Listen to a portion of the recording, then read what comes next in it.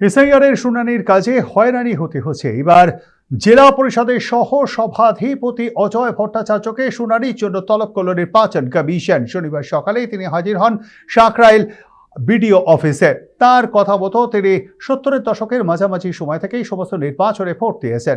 বাম জামানায় জেলা পরিষদের বিরোধী দলনেতা ছিলেন। পরপর দুটো টার্মসে জেলা পরিষদের সহ সভাধিপতি হিসেবে দায়িত্বভার সামাল দিয়েছেন। নির্বাচন কমিশনের দিকে প্রশ্ন তোলেন কেন তাকে শুনানিতে ডাকা হলো তা তিনি বুঝতেই পারলেন না। পাশাপাশি তিনি বলেন কেন্দ্রীয় সরকারের অঙ্গুলি হেলনে এই কাজ করছে নির্বাচন কমিশন, তা তীব্র নিন্দনীয়।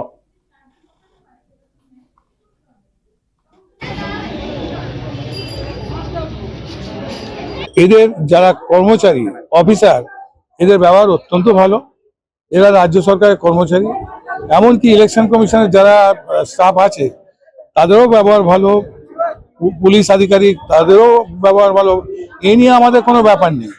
ব্যাপারটা হচ্ছে আমরা ইন্ডিয়ান সিটিজেন, যে মানুষরা 100 বার ভোট দিয়েছে তাকে যদি ডাকা হয়, আমি একটা জনপ্রতিনিধি, যদি তার অ্যাপ্রোচ থাকবে।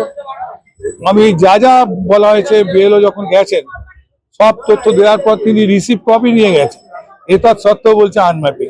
সেদো যুক্তি নিয়ে ডাকা, হ্যারাসমেন্ট করা।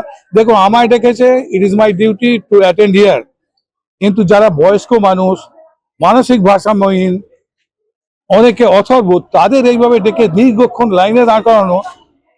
এই গ্রামে আমরা সবাইকে চিনি, প্রত্যেকেই ভোটার, এবং তার খসড়া ভোটার লিস্টে তার নাম রয়েছে। অযথা হ্যারাসমেন্ট করে পশ্চিম বাংলা থেকে ভোটার লিস্টে বেশ কিছু নাম জেনুইন ভোটারদের কাটার একটা চক্রান্ত।